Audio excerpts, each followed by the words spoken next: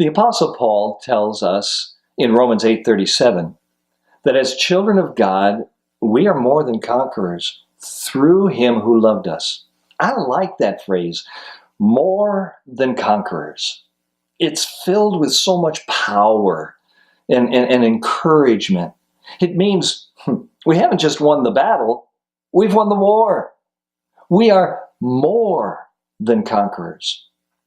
In the Greek language, that phrase, more than conquerors, means to over-conquer. It means to win with success to spare, to be supremely victorious. Isn't that great? So why do we have times when we're feeling like we're less than a conqueror? Why do we struggle with feelings of defeat, discouragement, especially when we've given in yet again to our temptation? It's because we don't yet fully understand what it means to be a conqueror. So let's look at the steps we need to take to win with success to spare. Step number 1, understand that you cannot win on your own. We are more than conquerors only through the power that Christ gives us.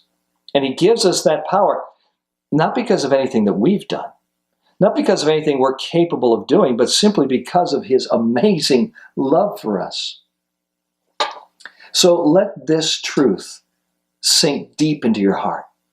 You will win the war against lust, porn, and masturbation, simply because you are from God and have overcome.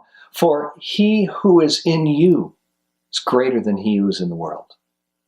You will be victorious over sexual impurity only because God is able to make all grace abound to you, so that having all sufficiency in all things at all times, you may abound in every good work.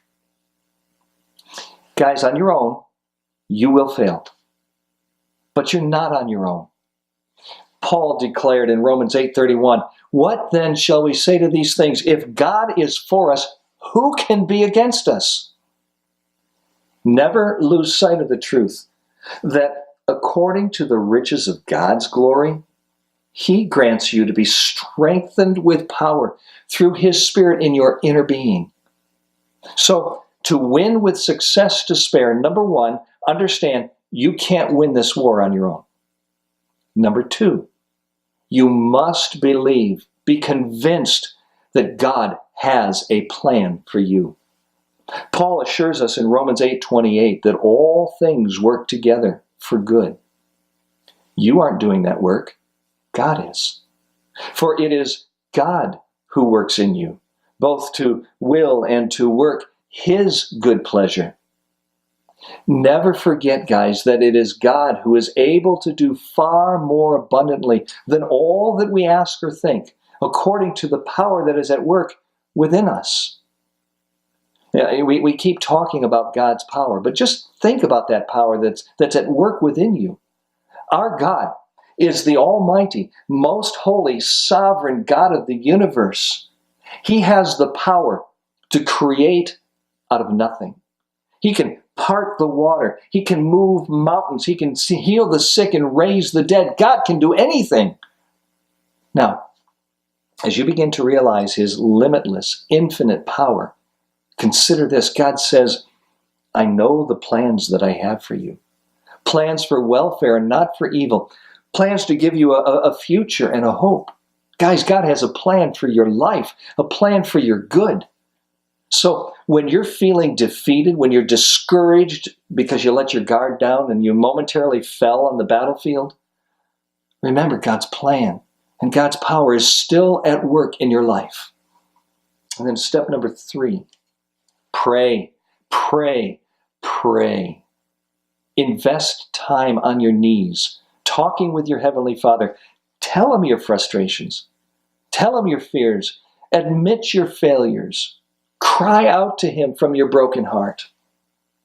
The Lord is near to the brokenhearted, and he saves the crushed in spirit. To know victory, talk to the victor. To be able to overcome, invest time with the overcomer. Cast your cares on the Lord, and he will sustain you. He will never let the righteous fall. And then finally, number 4, make the right choices. Guys, do not enter the path of the wicked. Do not walk in the way of the evil. Avoid it. Do not go on it. Turn away from it and pass on. You need to daily choose. Do you catch that? Choose to put off your old self, which belongs to the former manner of life. It's corrupt through deceitful desires. And be renewed in the spirit of your mind and put on the new self, which is created after the likeness of God in true righteousness and holiness. Give no opportunity to the devil. Guys, take no part in the unfruitful works of darkness. Rather, submit yourselves to God. Resist the devil, and he will flee from you.